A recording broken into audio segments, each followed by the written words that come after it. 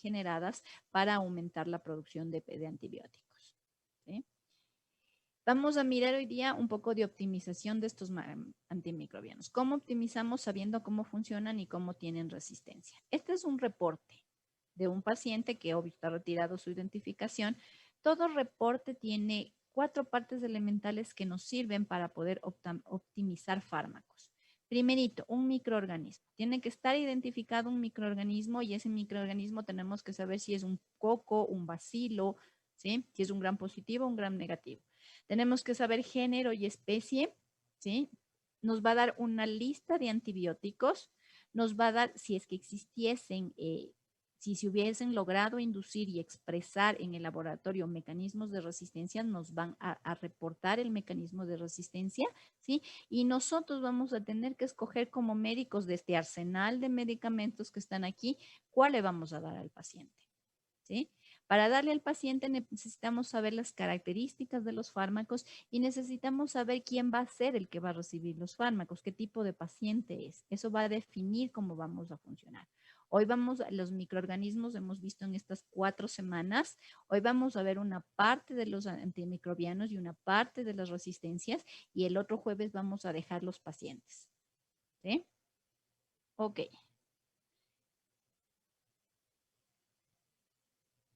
Esto todo el mundo sabe, Fleming inició y descubrió la penicilina, pero no fue sino hasta casi una década después que Chen y Florey lograron cristalizar el antibiótico para poder ser envasado y transportado a otros lugares. A quien más benefició fue para el manejo en primera parte de la gonorrea, que fue el primer grupo donde se ensayó la penicilina, y posteriormente cayó fenomenal en el uso en la guerra. ¿Por qué? Porque habían infecciones posguerra, post amputaciones, post quemaduras quemaduras de objetos de la guerra, donde los pacientes se morían y disminuyó su tasa de mortalidad precisamente con el uso de la ampicilina, de la penicilina. Sin embargo, entre su descubrimiento y su comercialización, hubieron otros fármacos que estuvieron inmersos en esos espacios del cuales no hablamos. Por ejemplo, las sulfamidas, las sulfas son los primeros fármacos antes de la penicilina. ¿Sí? Incluso recibieron pacientes, incluso recibió la hija de un presidente que disminuyó, tenía sepsis y no se murió, ¿sí? Y luego fueron apareciendo varios fármacos. Si podemos ver en esta imagen de línea del tiempo de los fármacos, miren, tenemos apenas 4 décadas donde aparecieron la mayoría de antibióticos que manejamos. ¿Sí? A partir de 1980 y hasta la fecha no se han generado nuevos fármacos. Se han potencializado ciertos fármacos. ¿Por qué? Porque se ha visto en la microbiología que si cada vez que creamos un fármaco aparece un nuevo mecanismo de resistencia. ¿Eh? Y eso empeora las cosas. ¿Por qué? Porque no tratamos de manejar, de tener más arsenales, sino de usar lo mejor que podemos los que tenemos. ¿Eh? Yo alguna vez mandé una encuesta a los médicos y les pregunté qué querían saber de la microbiología. Y todos me contestaron los fármacos nuevos. Por Dios, no pueden utilizar ni los que tienen y quieren nuevos. No saben ni qué es una bacteria y quieren fármacos nuevos. ¿Sí? Entonces, lo fundamental es conocer la bacteria, dónde están los mecanismos de acción y cuáles son las resistencias para saber qué vamos a usar. ¿Sí? Esta imagen ustedes ya la tienen muy clara, ya sabemos que la membrana celular es un lugar que permite, lo que permite separar gram positivos de gram negativos, ¿sí? Nos permite ver la estructura y muchos de los fármacos actúan en esta parte, en la parte de la membrana y de la cápsula, precisamente porque ha sido la más estudiada, ¿sí? El GRAM nos ayuda mucho a definir mediante la tinción, la clasificación, la forma y poder seleccionar fármacos de una forma más rápida hasta que podamos tener mecanismos de reportes de laboratorio. ¿Sí?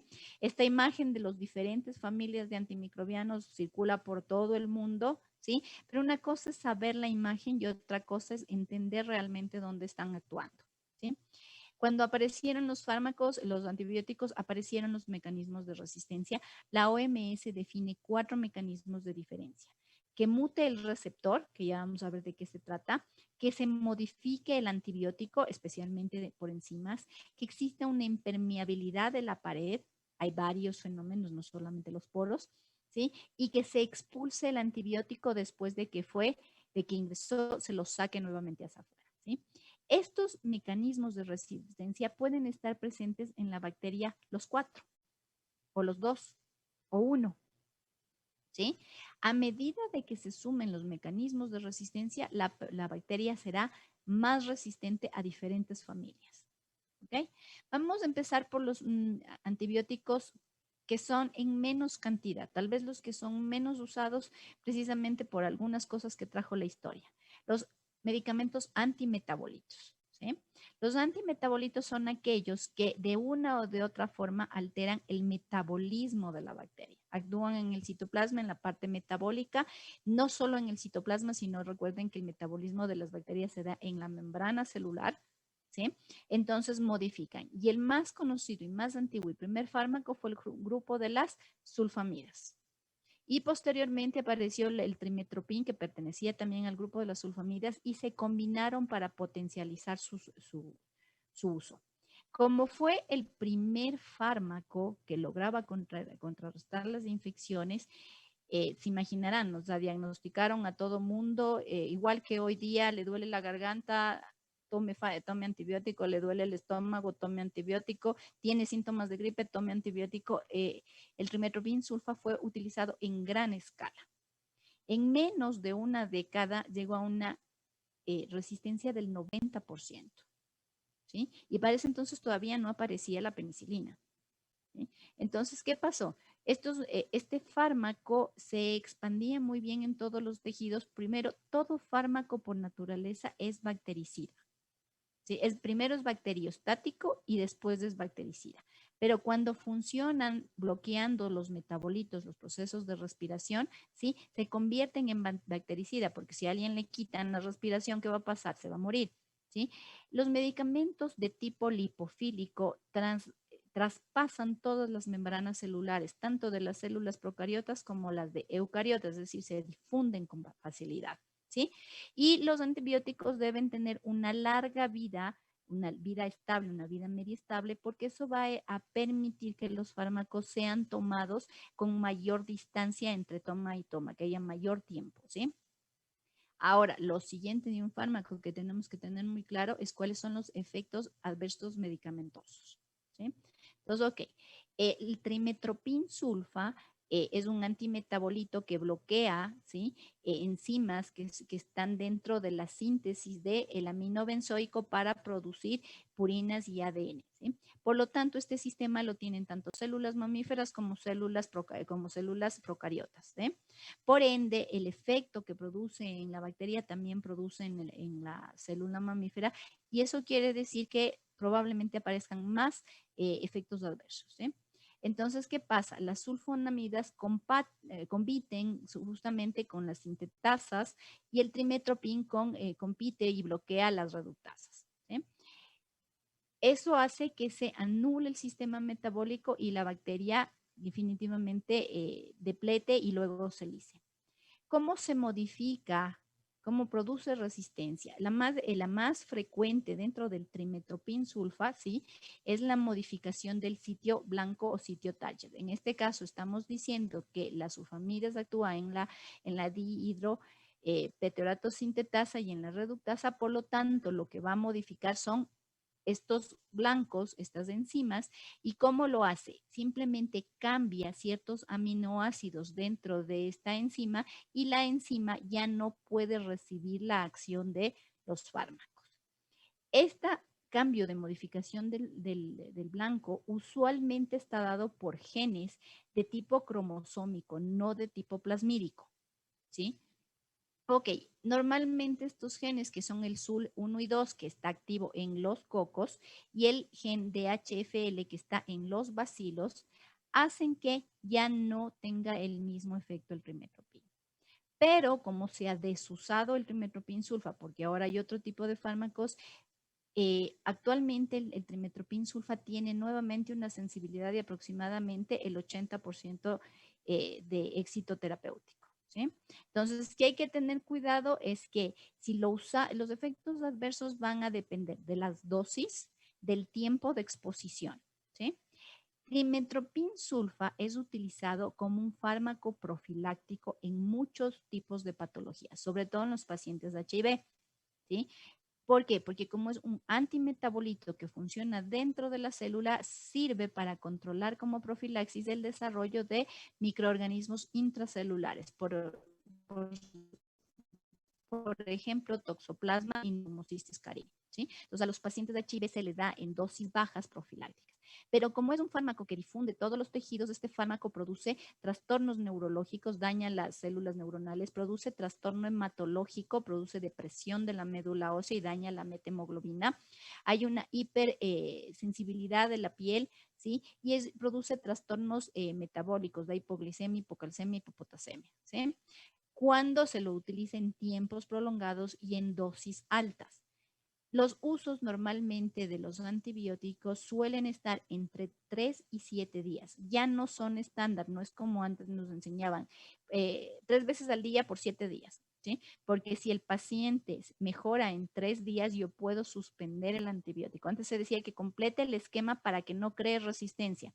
Hoy hemos visto que el uso innecesario de muchos días controlada la infección también incrementa el nivel de resistencia. Entonces, hoy en día solamente se usa el tiempo que es indispensable. Ya no hay esquemas de 7, 20 días, 15 días. No, el paciente se recupera clínicamente y si se logra descubrir microbiológicamente que se recupera, se retira el fármaco o se desescala a algo menor. Ok, metronidazol es otro fármaco antimetabolito, ¿sí? Ustedes recordarán Doc, que lo anterior que dijo era intracelulares, ¿verdad? sí, se utiliza para, igual que el metronidazol, los antimetabólicos se van a utilizar la mayoría en anaerobios y en intracelulares. Sirven mejor ahí y ya vamos a ver por qué sirven mejor ahí. Si ustedes recuerdan, la semana pasada vimos anaerobios y son anaerobios, quiere decir que no utilizan la vía convencional de fermentación y que usualmente van a utilizar la vía de la acetilcoenzima A. ¿Sí?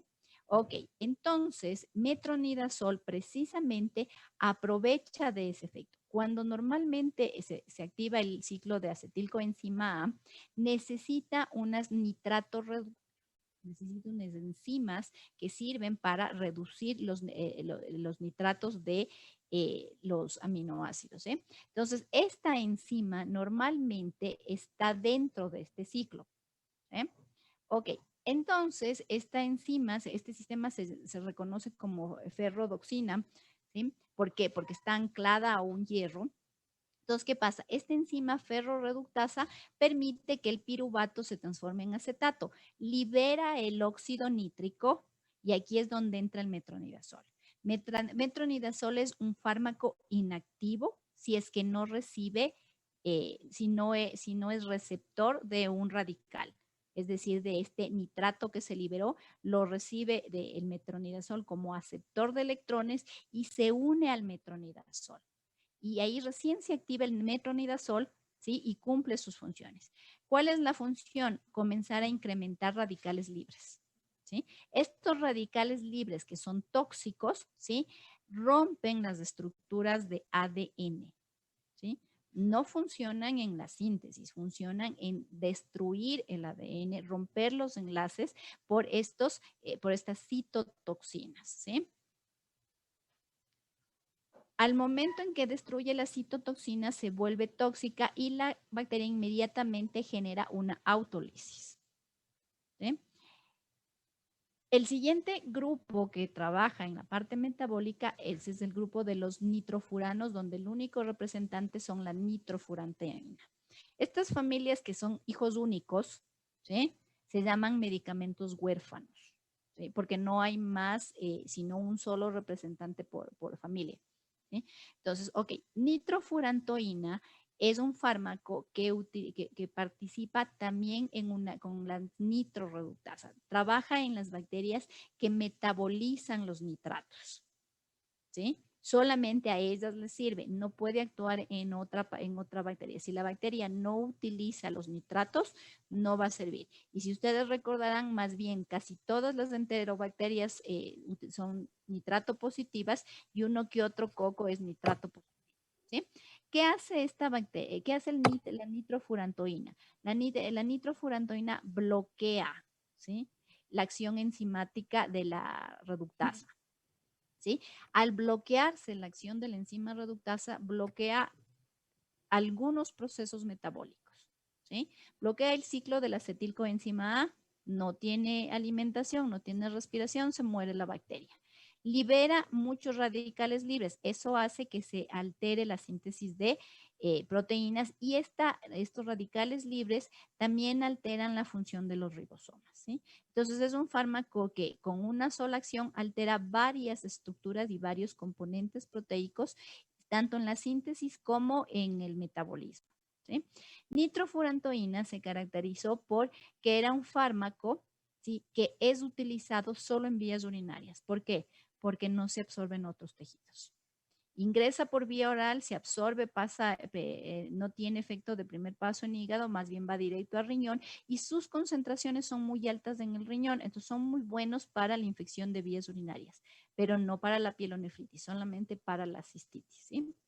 A su vez es considerado un antiséptico, ¿sí? Es uno de los pocos fármacos que es considerado un antiséptico porque se dice que limpia la orina. Nitrofurantoína tiene un pigmento amarillo bien especial que se incrusta en el hígado, se quedan estos cristales de color en el hígado y también se quedan circulando en pulmón. Si hay un uso excesivo de nitrofurantoína, si hacen los dientes amarillos, ¿sí? Y este exceso de cristales de nitrofurato se queda en el hígado y produce una ictericia, se amarilla el paciente porque hay una colestasis, porque son cristales que se quedan atrapados en el hígado. Recuerden hoy otra vez, los efectos adversos son dependientes de las dosis y del tiempo de exposición, ¿sí? Solo los fenómenos de alergia son inmediatos. El resto de efectos de los antibióticos son por acumulación de los antibióticos, por tiempo de exposición y también por la concentración de los fármacos, ¿sí?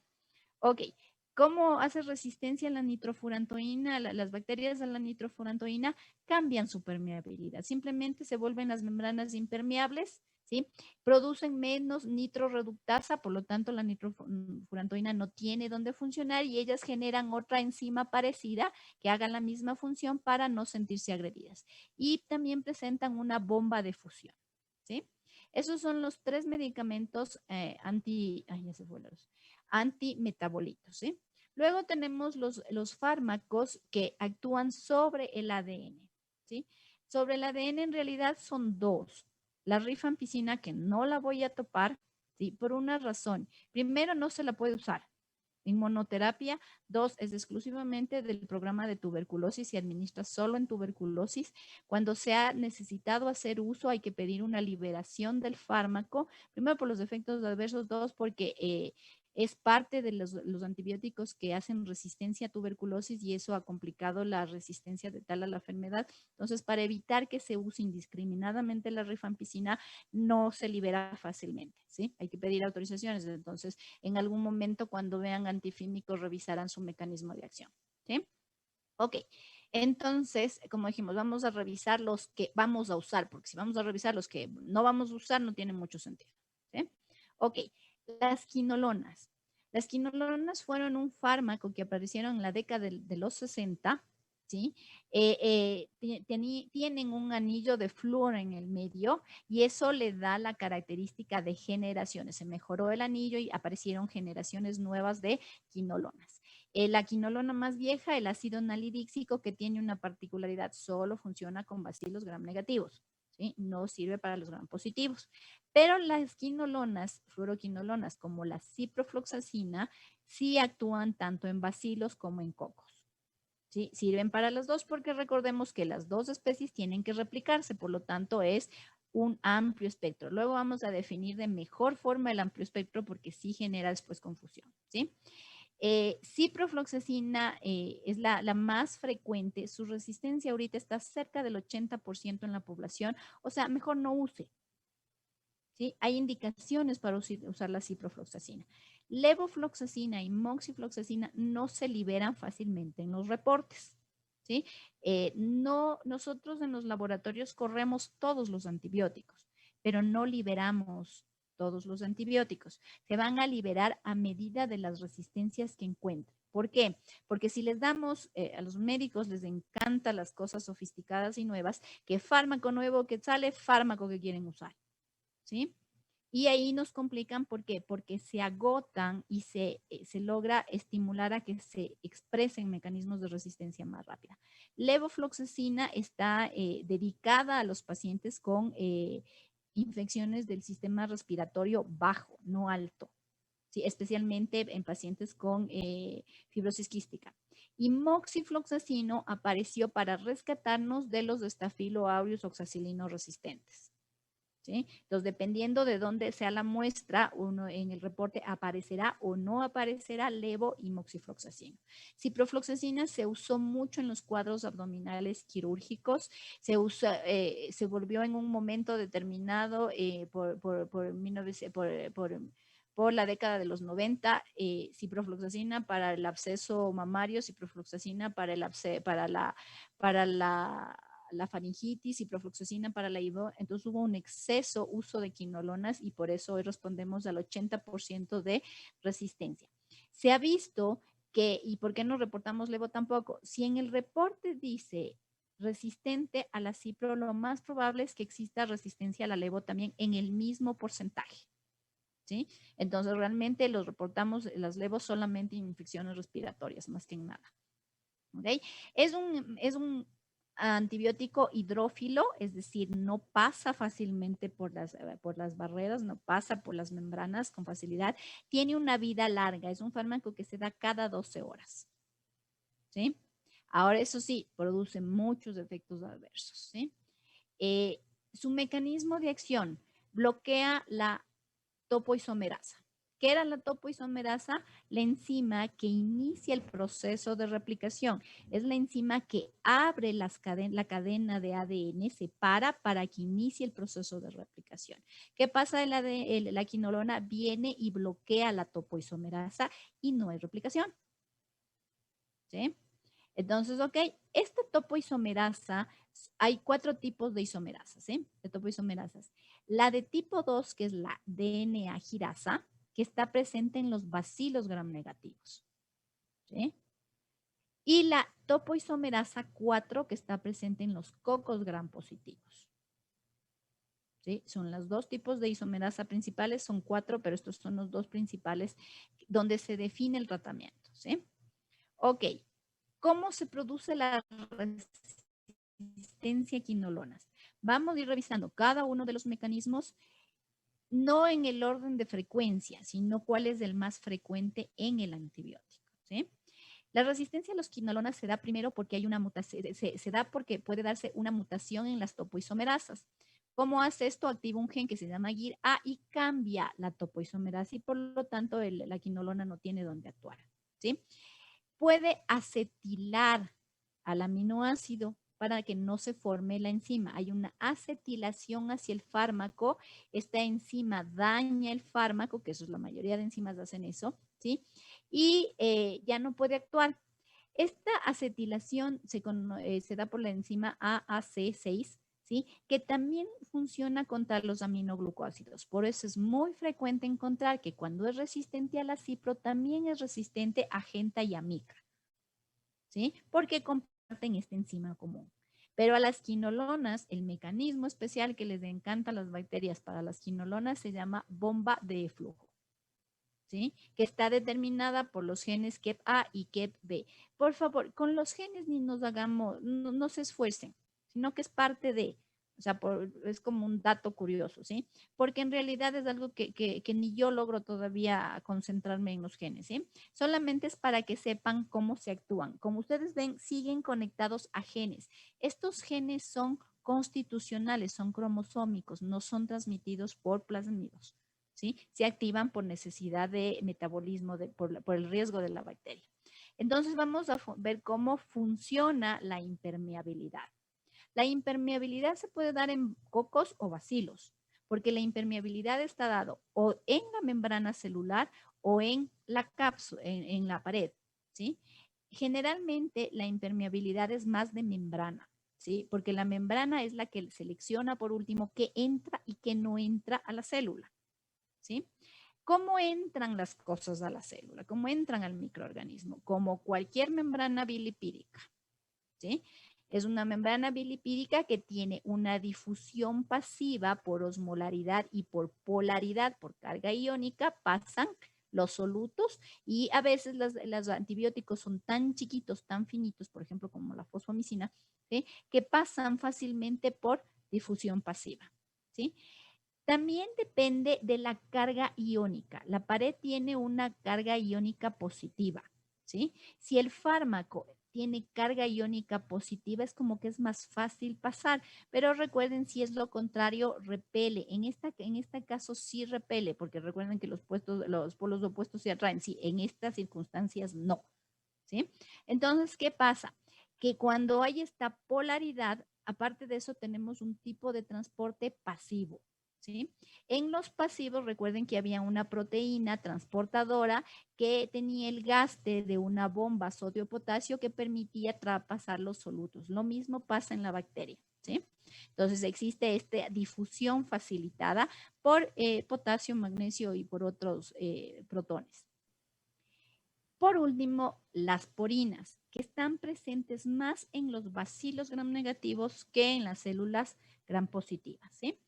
Las porinas son túneles, ¿sí? Donde exclusivamente pasan ciertos elementos por peso y tamaño, ¿sí?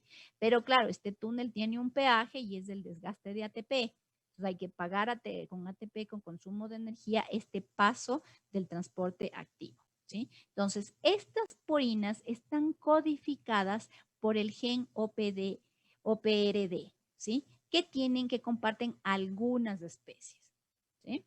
Ok, con respecto a la membrana celular, cómo se hace impermeable, cambia la polaridad. Con eso no deja que pasen solutos. Cuando cambia la polaridad hay que tener cuidado. No solamente cambia para los antibióticos, cambia para muchas cosas más. Entonces es como que se autolimita también la bacteria en ingresar otras cosas como nutrientes, puede ser, o aminoácidos, limita su entrada, ¿sí?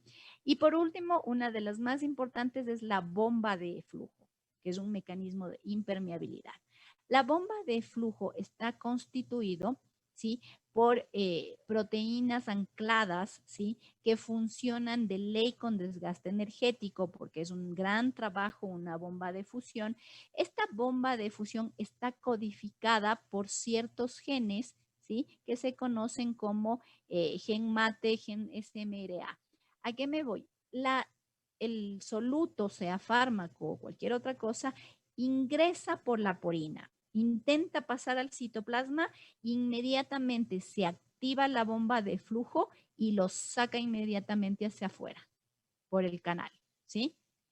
Estas bombas de flujo no son solamente para bacterias, no son solo para antibióticos. Las bombas de flujo funcionan con algunos elementos, por ejemplo, como los anticonvulsivantes, funcionan con algunos electrolitos, funcionan con algunos digitálicos, ¿sí? No afectan solamente, simplemente es un compuesto químico que están codificados a que se vuelvan a salir, ¿sí? Las que están asociadas con los medicamentos es la que está asociada, la bomba de flujo es muy activa contra los macrólidos y contra las quinolonas. ¿Sí? Les encanta, son dos fármacos que les encanta entrar y salir por bomba de flujo. ¿Sí? Están más activadas para esto. ¿Sí?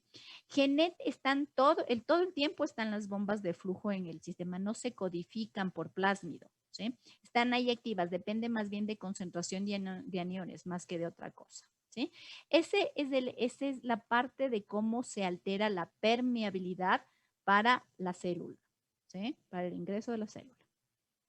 Vamos ahora con la síntesis de proteínas. Es facilito aprenderse cuando yo digo que es un aminoglucósido y me dicen ribosoma 30S. Sí, pero ¿qué es? ¿Qué hace? ¿Sí? Ok, vamos a ver fármacos que actúan en 30S. Recuerden que el ribosoma tiene una subunidad grande y una más pequeña, 30S, 50S, y estas subunidades estaban construidas por dos otras subunidades más pequeñas. ¿Sí? Entonces es ahí. La subunidad 30, por favor, se encarga de la lectura, de la codificación, no hace otra cosa. mientras que la subunidad grande, la 50S, es la que hace en realidad la duplicación y la que permite que se enlacen y se formen los aminoácidos. La ARN, el ribosoma 30S solo hace lectura del RNA mensajero, ¿sí? Lee los codones que vienen ahí. Ok, siendo así, funcionando así, el antibiótico, ¿sí? Funciona de la siguiente manera. Viene a la unidad 30SA y mueve los codones, quita la guanina, la citosina y le cambia por adenina. ¿Sí? ¿Qué va a pasar con el codón? Que ya no es el codón que tenía que ser. ¿Sí? Y por lo tanto, la proteína que se forme cambia de configuración, ya no es lo que tenía que producir, tiene una lectura errónea, no es lo mismo y por ende termina afectando la translocación y traslación del ARN mensajero. ¿Sí? Ok, esa es la función de los aminoglucósidos. Los aminoglucósidos se alteran o hacen resistencia porque viene una enzima específica, perdón, pero ya me pasé, viene una enzima específica, ¿sí? Que daña al aminoglucósido, ¿sí? Esta enzima específica está codificada, existen varios genes y son transmitidas por plásmidos. Por eso es que la gentamicina también tiene una resistencia muy alta. En la resistencia, las enzimas específicas para la gentamicina son alrededor de 16 enzimas. La mayoría nucleotidiltransferasas, ¿sí? Que son transmitidas por plásmidos. ¿Sí? Y la amicacina y la enzima menos frecuente es la acetiltransferasa y las fosfotransferasas que actúan frente a la amicacina y la gentamicina. Contra amicacina son solamente 6 enzimas que actúan sobre esa. Por eso es que el hecho de que sea resistente a genta no quiere decir que sea resistente a mica. No es extrapolable. ¿Sí? Van a encontrar muchas veces que la una es sensible y la otra es resistente. Es porque hay más enzimas contra gentamicina que contra amicacina.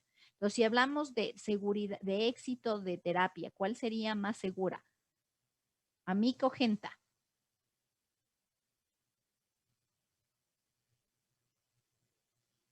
¿Qué dicen? Amicacina, porque tiene menos enzimas que le desestabilicen, que desestructuren a la amicacina, ¿sí? En cuanto a los otros de ribosoma 30S están las tetraciclinas, ¿sí? En las tetraciclinas, el sitio de acción está en la enzima peptidiltransferasa, ¿sí? Que es la que inicia, la que termina el proceso de lectura y va a dar, es la última que le falta para dar paso ya a la elongación. La peptidiltransferasa se inhibe, ¿sí? ¿Y qué es lo que pasa? Bloquea, ya no se pueden incorporar más aminoácidos. Se leyeron los codones, ya comienza la aplicación, pero bloquea la unión de estos aminoácidos y por lo tanto no hay más elongación de lecturas. ¿Sí? Por lo tanto, se suspende totalmente la síntesis de proteínas. ¿Sí? La resistencia a las tetraciclinas. Las tetraciclinas, primero, hay algunas especies de tetraciclinas de algunos géneros. ¿Sí? ¿Cómo se bloquean las tetraciclinas? Nuevamente, impermeabilidad de porinas, es decir, hay la pérdida de porinas. La mayoría de bacterias tiene un gen que se llama OMPF, que bloquea la producción de porinas y por lo tanto pierde la permeabilidad. Las porinas tampoco son selectivas para fármacos. Entran algunos solutos por las porinas, por lo tanto desestabiliza a todas las estructuras. Hay que recalcar que los mecanismos de resistencia son transitorios, no son definitivos. Si la bacteria disminuye la exposición al agresor y vuelve a encontrar normalidad en su medio externo, abandona el mecanismo de resistencia, porque la resistencia es un desgaste energético. ¿Sí? Y ellas tienen un espacio muy pequeño como para gastarse en esto produciendo, ¿sí? También funciona en las tetraciclinas la bomba de flujo en menor frecuencia, ¿sí? Especialmente para la tigecyclina, ¿sí? Y por último, hay cambios en los factores de elongación, ¿sí? Que también bloquean la acción de las tetraciclinas, ¿eh? Ok, la comparación entre, alguien me sabe decir, ¿pero qué mismo le doy? ¿Aminos o tetas? Porque los dos son 30 S, ¿sí? ¿Qué mismo será de darle? ¿O le damos amino o le damos tetraciclinas? Bueno, los datos de los eventos adversos y la estabilidad del fármaco son los que nos permiten saber, ¿sí? Los aminoglucósidos son bactericidas, tienen una característica, son hidrosolubles, pasan la membrana, pero es porque tienen una carga electropositiva muy importante y eso le ayuda a pasar por difusión simple, ¿sí? Aparte de eso, esta carga electropositiva es más frecuente en los lipopolisacáridos. ¿Quiénes tienen lipopolisacáridos? ¿Los cocos o los bacilos? ¿Quiénes tienen lipopolisacáridos? No les oigo. Los cocos. No, los bacilos. Por ende, es como que tienen más acción sobre los bacilos que sobre cocos, pero sirven, ¿sí? Pero tienen más afinidad con los bacilos gram negativos, ¿sí? Se transportan también por dependiente de energía y gradientes de concentración. Los aminoglucósidos producen nefrotoxicidad, ¿sí? De los aminoglucósidos hay 4. Gentamicina, amicacina, tobramicina, canamicina. La neomicina viene solamente en colirio, ¿sí? La genta y la mica, que son más frecuentes en el Ecuador, que las dos se manejan porque en Ecuador no tiene canamicina, ¿sí? La más tóxica es la genta. ¿Sí? La gente es más tóxica, la gente tiene más mecanismos de resistencia, ¿sí? Los aminoglucósidos producen ototoxicidad, sordera, dañan el sistema vestibular, producen bloqueo neuromuscular. Hay que tener cuidado porque días muy prolongados puede producir parálisis flácida, midriasis. Cuando hay intoxicación por gentamicina, producen midriasis, ¿sí? Las tetraciclinas, la primera representante que fue la tetraciclina, que fue obtenida del hongo, ¿sí? Era hidrosoluble, ¿sí? Luego se hizo unas tetraciclinas semisintéticas, que ya son la doxiciclina y la amino, que fueron más liposolubles, ¿sí? Y por último, la tetraciclina de tercera generación es la tigecyclina, que es muy soluble. ¿Qué hace eso? Que la solubilidad les permite a los fármacos difundir por todos los tejidos, llegar hasta el lugar más profundo de las células, ¿sí? Y por eso se prefiere para uso de microorganismos intracelulares, por esa capacidad de difundir en las células, ¿sí? Pero esa capacidad de difundir en las células, por ser liposoluble, también produce toxicidad celular en las eucariotas. A eso se debe igual nefrotoxicidad. También tiene ototoxicidad, igual alterar el sistema vestibular, da ataxia, trastorno de la marcha, bloqueo neuromuscular, fotosensibilidad. Las tetraciclinas se caracterizan porque producen ictericia. El paciente suele hacerse, si hay una hepatopatía de fondo o tiene alguna sensibilidad, podría ser una hepatitis tóxica, cosa que no es frecuente con los aminoglucósidos, ¿sí? Entonces, como vamos viendo mecanismos y vamos viendo su disposición en cuanto a la farmacocinética y vamos viendo los mecanismos adversos y uno va haciendo que la mente vaya viendo cuáles son mejores para unas bacterias y cuáles son mejores para ciertos tipos de infecciones. ¿Ya? En cuanto a la síntesis de proteína de ribosoma 50S, aquí funcionan 3 fármacos, ¿sí? La ribosoma 50S, los macrólidos, eritromicina, acitromicina, claritromicina, ¿sí? Este actúa porque se ancla al ARN mensajero justo en el momento que se va a cruzar al ARN de transferencia, se ancla y no le deja actuar. La clindamicina inhibe la peptidiltransferasa, que también era una enzima que estaba actuando en el 30S, ¿sí? Y a eso se deben las reacciones cruzadas también, ¿sí? Y por último, el inesolid, que bloquea al ARN transferasa lo bloquea y eso hace que aparezca un ARN transferasa tipo MED, ¿sí? Y eso hace que la bacteria, por último, no pueda nuevamente sintetizar bien proteínas. Ok, ¿cuáles son los mecanismos de resistencia de 50S? Inactivación del fármaco. Ya hemos visto que se pueden inactivar la mayoría por enzimas. Es el mecanismo más frecuente de inactivación, la presencia de enzimas. Las enzimas pueden ser hidrolasas, como es fosfatidiltransferasas, pueden ser acetiltransferasas, hay alrededor de 15 tipos de enzimas diferentes. ¿Sí? Entonces, se inactivan porque las enzimas usualmente recordarán que producen cortes, ¿sí? Entonces, estas enzimas agreden al fármaco, cortan ciertas estructuras y se desactiva el fármaco, ¿sí? Entonces, por ejemplo, en el Linezolid hay una acetiltransferasa tipo CAT, que es la misma que estaba en el aminoglucósido.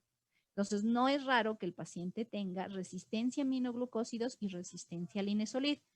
¿Sí? Porque las enzimas no seleccionan fármacos, simplemente sustratos, o sea, no pueden decir a los macrólidos sí, a los aminoglucósidos no. Simplemente encuentran los solutos y los cortan.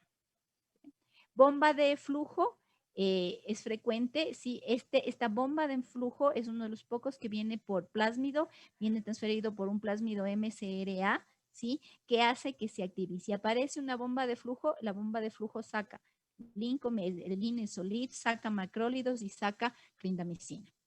Luego existe la mutación del sitio blanco, es decir, si sabemos que el sitio donde trabaja es una enzima, va a mutar la enzima. ¿Sí?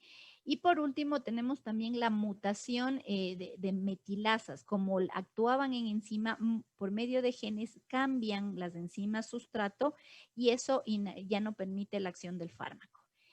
Por ejemplo, es frecuente ver que hay una metilasa que bloquea eritromicina y también se bloquea clindamicina. ¿Sí? Entonces son resistencias cruzadas. ¿Sí? Entonces por eso a veces salen las notas de portador del gen tal, no administrar macrólidos, tetasquinolonas, sí, entonces ahí es donde se van usando, porque las enzimas, primero todas las enzimas son el mecanismo más frecuente. Las enzimas no distinguen familia, las enzimas simplemente actúan sobre sustratos independientes de la familia. ¿Sí? Y por eso es que es el mecanismo más difundido. Y las enzimas usualmente vienen la codificación de enzimas viene transferida por plásmidos, es mucho más frecuente. ¿Sí? En cuanto a los macrólidos en la parte clínica, vamos a ver que los macrólidos, el primer macrólido fue eritromicina obtenido de Streptomyces, ¿sí? Y después de eso hubieron modificaciones de la estructura lateral de las glucosas y aparecieron claritromicina y acitromicina. Eritromicina se da cada 6 horas, claritromicina cada 12 y acitromicina es más estable y se da una vez al día. ¿Sí? Es bacterioestático y solamente es bactericida la acitromicina. Es hidrofóbica, ¿sí? Tiene una vida media variable, por eso tenemos diferentes horarios para dar la medicación.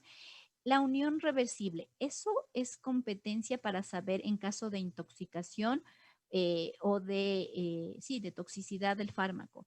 Cuando una unión es reversible, ¿sí? Yo al paciente lo someto a diálisis y desaparece la intoxicación. Pero si un fármaco es de unión irreversible, ni la diálisis le va a ayudar a la desintoxicación. A eso se refieren que los fármacos sean reversibles o no reversibles. ¿Sí? Ok, con los efectos sistémicos, los efectos adversos, tenemos primero, hay alargamiento del QT, hay que tener mucho cuidado los macrólidos con los viejitos porque tienen bloqueo, ¿sí? Tienen arritmias, entonces hay que tener mucho cuidado. A los niños, joven y niño, amigdalitis, faringoamigdalitis, dale eritromicina y dale acitromicina, sí, pero a los viejitos hay que tenerles cuidado por este bloqueo del QT, ¿sí? Solamente hay en pastillas, no hay intravenosos porque cuando hubo intravenosos dan unas flebitis espantosas, entonces se retiró del mercado las vías intravenosas, ¿sí? Produce ototoxicidad. Y la citromicina tiene una característica especial, tiene una función sobre el sistema inmune que deprime el sistema inmune para que no haya tanta respuesta inflamatoria. Sí, por eso se le está utilizando en el COVID. Si realmente tiene validez o no, todavía está en cuestión. ¿Sí? Yo no tomaría citromicina en caso de que me dé COVID por una razón. Tiene unos efectos gastrointestinales espantosos. Sabe la boca metal, eh, duele el abdomen terriblemente, ¿sí? Y luego da diarrea, que son frecuentes. Recuerden que esos síntomas gastrointestinales son muy frecuentes en los antibióticos por la ruptura de la flora intestinal. O sea, es el primer efecto adverso de todo antibiótico, diarrea, ¿sí? Por cambio de flora bacteriana, ¿sí? Clindamicina. Clindamicina es un fármaco que se utiliza intravenoso y vía oral. De preferencia se utiliza en bacterias anaerobias o intracelulares por esta capacidad de difundir por los tejidos, ¿sí? Tiene una vida prolongada, se da cada 12 horas, ¿sí? Clindamicina, igual que el resto, una diarrea, pero da colitis pseudomembranosa, es decir, colitis por Clostridium difficile, ¿sí? Y da un sabor metálico, igual que el metronidazol. ¿Sí? Toda la gente se queja mucho de este sabor, es como cuando uno topa la cuchara oxidada en la punta, es el mismo sabor constantemente en la lengua, ¿sí? Linezolid es un fármaco que está reservado. Linezolid, por ser lipofílico, se difunde mucho en los tejidos, llega a hueso, ¿sí? Se guarda especialmente para los cocos gram positivos resistentes a las oxacilinas y resistente a la banco, ¿sí? Es como la arma que queda exclusiva para estos fármacos, para estos pacientes banco resistentes, ¿sí? Se debe evitar su uso precisamente para que no generen resistencia. No hay un nivel muy alto es menos del 1% resistencia a linezolid, ¿sí? Producen neutropenia. Y aquí es complicado porque el linezolid doy en pacientes sépticos, ¿sí? Es un fármaco que se da, banco y linezolid se da muy frecuentemente en shock séptico. El problema es que el paciente, por naturaleza, por el shock séptico, tiene neutrofilia. Y si le doy linezolid, deprime el sistema medular y produce neutropenia, ¿sí? Entonces eso le va a disminuir la velocidad de recuperación del paciente en su parte inmunitaria, en cambio, ¿sí? Encima más, el paciente séptico tiene acidosis metabólica y el linezolid por naturaleza también da acidosis láctica, o sea, empeora la acidosis sistémica, ¿sí? Entonces, el linezolid se guarda exclusivamente para pacientes banco-resistentes, se da en unidades de terapia intensiva o cuando la infección está en un lugar de difícil acceso, por ejemplo, cuando está en osteomielitis. Cuando es un coco gram positivo, es un estáfilo y está pegado al hueso, usualmente se utiliza linezolid más que vancomicina, ¿sí? Cloranfenicol. Cloranfenicol nació como el trimestoprim sulfa, lo dio todo mundo, lo dieron desde para el dolor de muelas hasta para la infección de vías urinarias y la diarrea. Salió de circulación en menos de una década porque subió una resistencia al 90%, ¿sí? Aparte de eso, es muy liposoluble.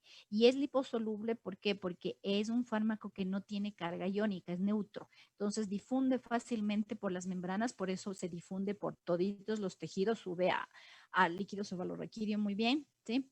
Pero, produce muchos efectos adversos en células mamíferas, o sea, en los hospedadores nosotros. ¿Por qué?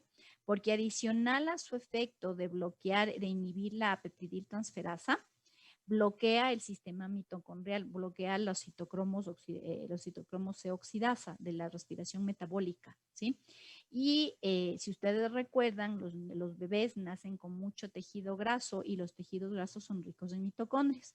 Si la mamá recibe cloranfenicol al final del embarazo o se le expone al recién nacido a cloranfenicol, que es lo que pasaba hace como 3 décadas porque no había más fármacos, ¿sí? El niño al cabo de una semana tenía un síndrome que se llamaba el síndrome del niño gris, porque estas mitocondrias se hacían negras y la grasita y la piel se les hacía oscura, ¿sí? Dan acidosis metabólica por este mismo tema de que bloquean la respiración mitocondrial, entonces en el paciente producen acidosis metabólica y se le considera un tóxico hematológico, deprime la médula ósea, ¿sí? Adicionalmente, cloranfenicol ya es uno de los pocos fármacos que comenzaba a tener una acción en 2 lugares diferentes.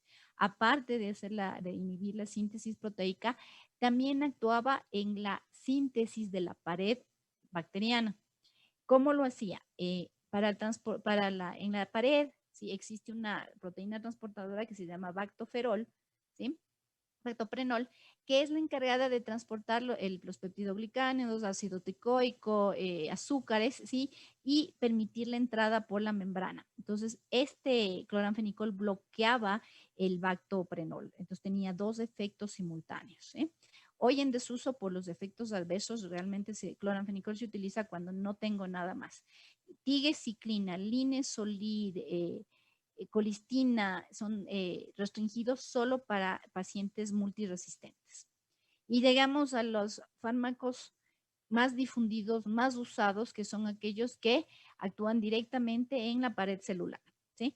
Recordamos que la pared celular existe en bacilos y en cocos, solo que en la una es más gruesa y en la otra es más delgada. ¿Sí?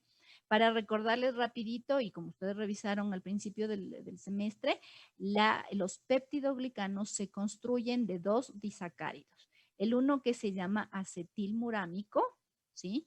Y el otro que se llama acetilglucosamina, ¿sí? Los dos se fabrican intracitosol. Luego comienzan a viajar y en el proceso de ir entre el citoplasma hasta la entrada de la membrana celular, producen un proceso de desfosforilización, ¿sí?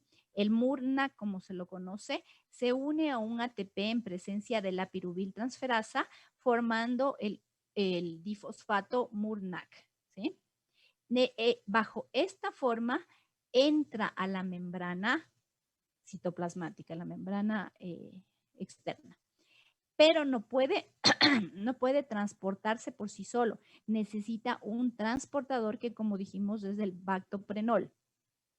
El bactoprenol le cobra pasaje, le cobra un fosfato, ¿sí? Y pasa, entonces, como en el transcurso del transporte de la membrana celular, pierde el un fosfato, se queda como urosin monofosfato murámico, ¿sí? Cuando hace este proceso, ¿sí? Por otro lado de la membrana celular venía viajando la glucosamina, ¿sí? Entonces, ¿qué pasa? Casi al terminar el transporte, pasar por medio de la membrana celular en la parte ya más externa, ¿sí? Pierde el último fosfato y en ese lugar se conecta la glucosamina, ¿sí? Pero vamos a decir para qué tanto lío, y es que ya vamos a ver, ¿sí?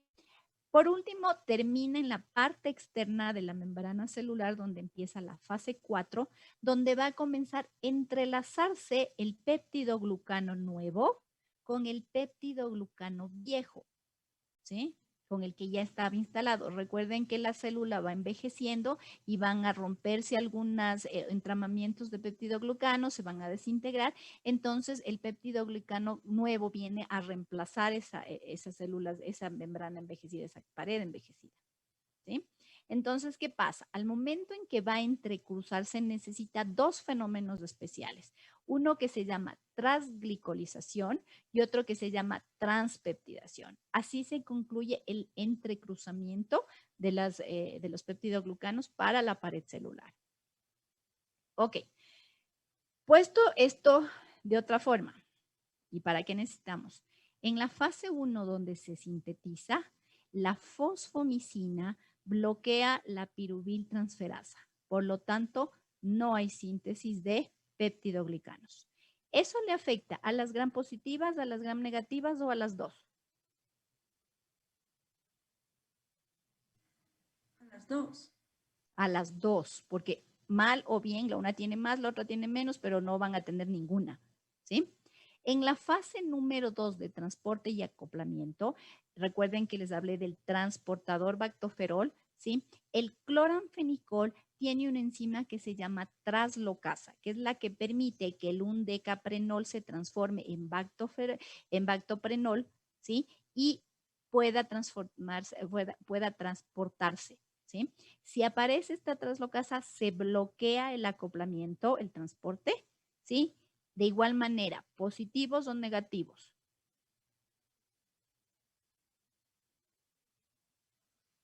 ¿A quién le afecta más? A los dos, porque igual seguimos todavía recién transportando y acoplando. En la fase 4 ya es mucho más, aquí sí ya es mucho más selectivo esto, ¿sí? En la fase 4, en la transglicolización, ¿sí? Es el momento en que para entramarse, para unirse, el peptidoglicano tenía una base peptídica, un tetrapéptido, y estas cadenitas tienen que unirse y quedan bien selladas con un puente de hidrógeno, ¿sí? Entonces, la vancomicina bloquea la glicosiltransferasa y no puede unirse y rompe las alaninas, se lleva las alaninas. Por lo tanto, ya no existe un entrecruzamiento seguro. ¿Eso le va a afectar más a los bacilos o a los cocos?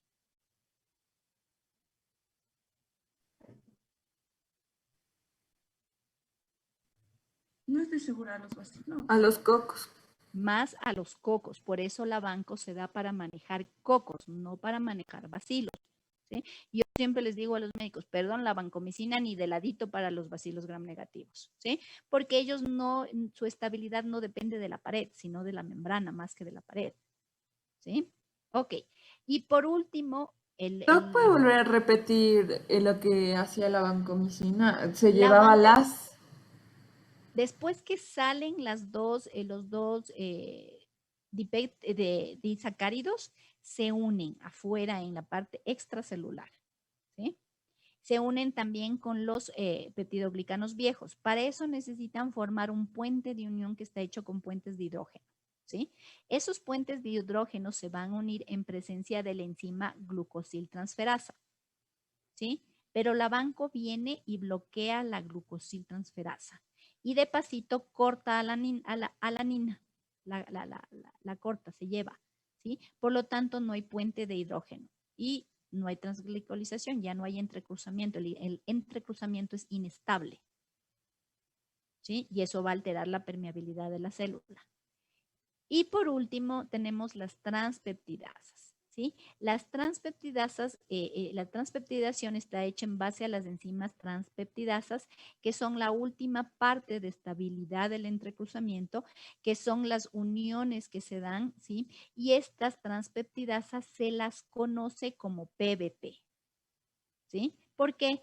Porque estas presentaron una afinidad muy grande al beta-lactámico, a la penicilina, y por eso se les conoció como PBP, pero en realidad se llaman transpeptidasas, ¿sí? Ok, visto desde ese lado, vamos a ver entonces que la fosfomicina actúa intracelularmente, bloqueando la enzima de acá y ya no se pueden unir.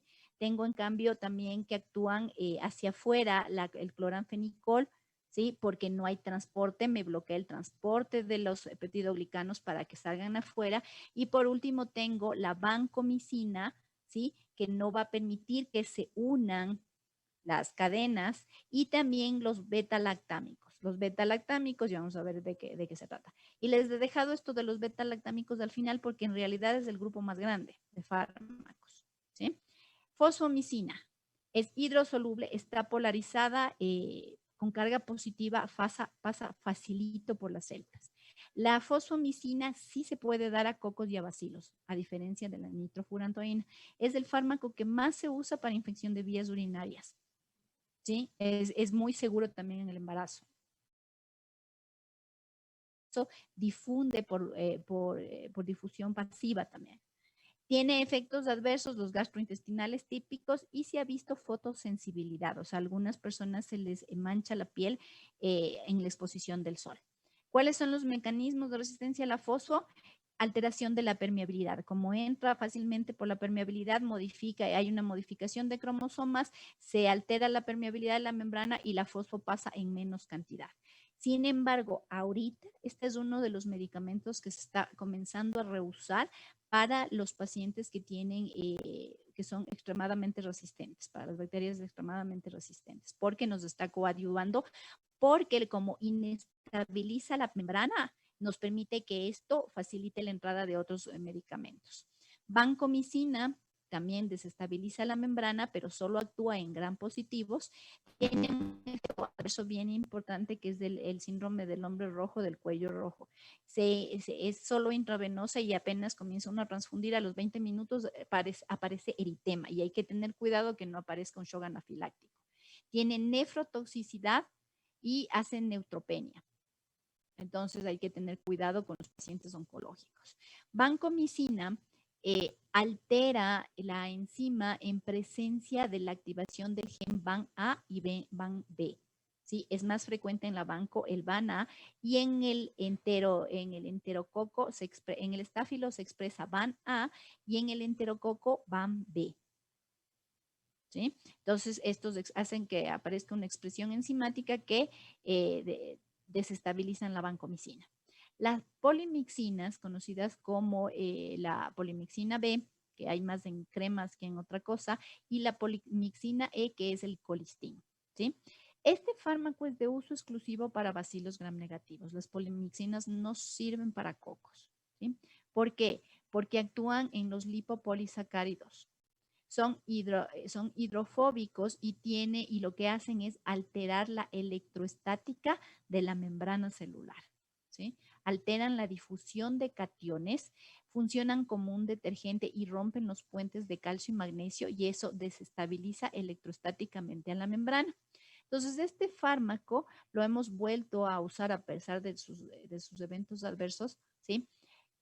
Porque facilita la entrada de otros fármacos. ¿Sí? Entonces, en los pacientes, por ejemplo, se ha visto que los pacientes, que las bacterias que tienen carbapenemasas, que son resistentes a todos los fármacos, les queda como posibilidad el colistin, ¿sí? Pero el colistin no se puede utilizar en monoterapia y solamente para gram negativos. Tiene igual que los aminoglucósidos, ototoxicidad, nefrotoxicidad. Hay que tener cuidado con los pacientes cardiópatas y los pulmonares porque es en broncoespasmo. Y cuando hay concentraciones muy altas, porque se utiliza concentraciones bien altas de carga, le da al paciente parestesias, vértigo y visión borrosa. ¿Ya? Y el mecanismo de resistencia es una mutación en los lípidos de las membranas celulares, ¿sí? Y aparte una activación de bomba de flujo a partir de potasio. Y ahora sí, el grupo más grande, beta-lactámicos. Beta-lactámicos tiene un anillo beta-lactámico que comparten todos los beta-lactámicos. Dentro del grupo de los beta-lactámicos entra penicilina, cefalosporina, monobactámicos y carbapenémicos. ¿Qué es lo que hacen? El anillo betalactámico se mantiene, lo que cambian son las otras estructuras paralelas de péptidos y otros radicales OH, ¿sí? Entonces, también su espectro de acción va incrementando a medida de que se vuelve más compleja la estructura, ¿sí? Entonces, ahora sí quiero aclarar, porque en algún momento, no sé si fue con el grupo de ustedes o el otro grupo, que la primera betalactámico que se descubrió es la penicilina, ¿sí? Y era la penicilina G, para ser exacta, y la B, que funcionaban contra estreptococos, enterococos, pero no a bacilos, ¿sí? Más era, y ni siquiera al estáfilo fue un hallazgo casual, ¿sí? Entonces son las penicilinas, la penicilina G es de espectro reducido en realidad, ¿sí? Posteriormente como apareció ya penicilinasas, enzimas hidrolíticas contra la penicilina, se generó una penicilina sintética resistente a esta penicilina. El mayor representante, oxacilina, ¿sí? También hay dicloxacilina. Estas tuvieron una acción muy acentuada en Staphylococcus aureus, pero el Staphylococcus aureus comenzó a generar oxacilino resistencia. Y si ustedes recordarán, lo generaba porque cambiaba las PBP, ¿sí? Mutaba al receptor del PBP y ya no recibía oxacilina, ¿sí? Posterior a esto se crearon penicilinas más estables, ¿sí? Con un espectro más ampliado, ya cubrían cocos y bacilos, pero bacilos muy débiles como Escherichia coli, por ejemplo, como la salmonela. No todas las enterobacterias, ¿sí? Sino exclusivamente los más débiles, ¿sí? Entonces se creó ampicilina y amoxicilina, ¿sí? Y ya tenía una acción sobre cocos y sobre bacilos. Eso se entiende amplio espectro, pero los espectros también se van abriendo en categorías, ¿sí? Entonces, posteriormente apareció también las beta-lactamasas que comenzaron a destruir a la amoxicilina y ampicilina y generaron resistencia. Para esto, la industria generó inhibidores de beta-lactamasas. ¿Qué eran los inhibidores? Anillos beta-lactámicos, ¿sí? Es decir, aparte del anillo de la penicilina, el beta-lactámico tenía otro anillo inhibidor de beta-lactamasas. Estos anillos se llamaban ácido clavulánico, sulbactán y tazobactán, ¿sí? Que se unieron a la ampicilina y a la amoxicilina respectivamente. ¿Y eso qué hizo? Que sean más estables, ¿sí? Que una ampicilina sola. Entonces, por eso es que hoy es el fármaco más usado. O sea, hoy en realidad no utilizamos amoxi o ampicilina sola, de preferencia siempre acompañado de clavulánico o sulbactán, ¿sí? Pero estas cubrían ya los bacilos gram negativo, pero teníamos grandes problemas con los bacilos no fermentadores, con enterobacterias como Klebsiella, Proteus, Morganella y bacteroides. Para lo que se incorporó un nuevo anillo y se cambió una estructura y aparecieron las penicilinas extendidas, que se llamaba piperacilina y ticarcilina, que ya podían actuar contra pseudomonas, enterobacter más complejos y anaerobios, bacteroides, ¿sí?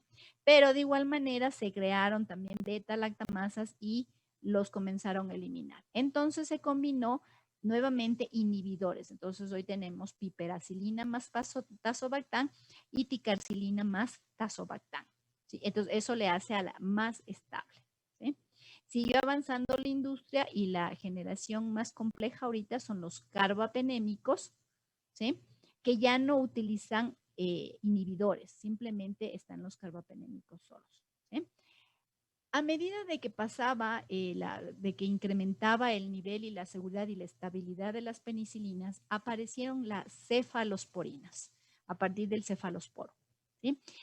Tuvieron una transición muy parecida a las penicilinas. Aparecieron primero las de primera generación que cubrían, igual que la ampicilina y la amoxicilina, cocos y bacilos, lo que se llaman bacilos débiles, ¿sí?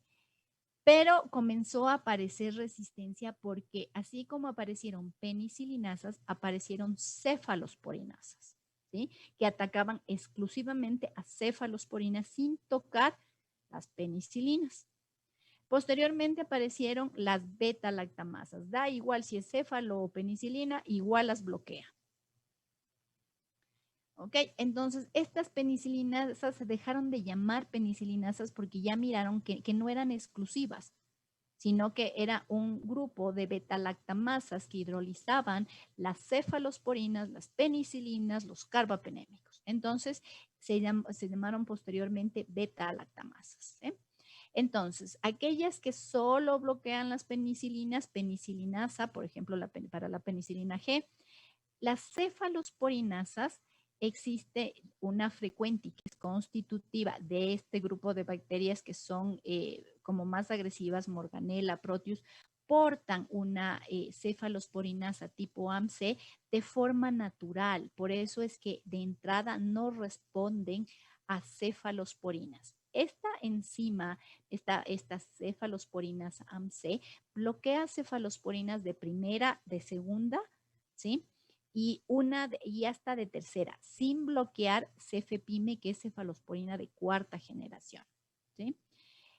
Posteriormente, las penicilinasas, que ahora las conocemos con beta-lactamasas, vamos a seguir la siguiente imagen, ¿sí? Las beta-lactamasas existían y se llamaban BLEA, ¿sí? Porque eran beta-lactamasas de amplio espectro, por eso eran BLEAs, ¿sí? Y aparecieron dos enzimas exclusivamente penicilinas y cefalosporinas de primera y segunda generación, ¿sí? Posteriormente se volvieron más agresivas, cambiaron su estructura de hidrolasa y se convirtieron en beta-lactamasas de espectro extendido, donde entraban el TEM y el SHIBA, pero aparte de esto comenzaron a bloquear cefalosporinas de tercera y cuarta. Entonces, prácticamente no sirve ninguna cefalosporina en presencia de BLE. Luego vinieron las carbapenemasas, ¿sí? Estas carbapenemasas son de tipo serino y de tipo métalo. Lo importante de las carbapenemasas es saber que una carbapenemasa tiene la actividad más grande que una ble y una ablea, es decir, puede tranquilamente bloquear desde la ampicilina hasta el meropenem, ¿sí? Que son los fármacos más fuertes. Entonces, realmente sí ha sido un poco conflictivo este tema de... Y con eso cerramos. Con eso hemos visto todos los mecanismos de resistencia, ¿sí? Los carbapenémicos están guardados para las bacterias multiresistentes, más bien de tipo bacilar, mientras que el abanco y el inesolid sirven más para los cocos extremadamente resistentes, ¿sí? Sin embargo, por ser betalactámicos, pueden actuar los carbapenémicos sobre estáfilos, siempre y cuando estos cocos no sean oxacilino resistente. Se llama oxacilino resistente, ¿por qué? Porque tiene una enzima que se llama oxa, y la oxa es variedad de las carbapenemasas, ¿sí? Entonces, por eso a veces, pero le estoy dando mero y no sale. Es que si tiene una oxa, la oxa bloquea las oxacilinas y me bloquea los carbapenémicos también, ¿sí? Entonces, ahí en uno donde comienza a desesperarse porque esa actualmente es la expresión más grande de las resistencias, como son las más frecuentes, ¿sí? Las inactivaciones enzimáticas son el primer mecanismo de resistencia.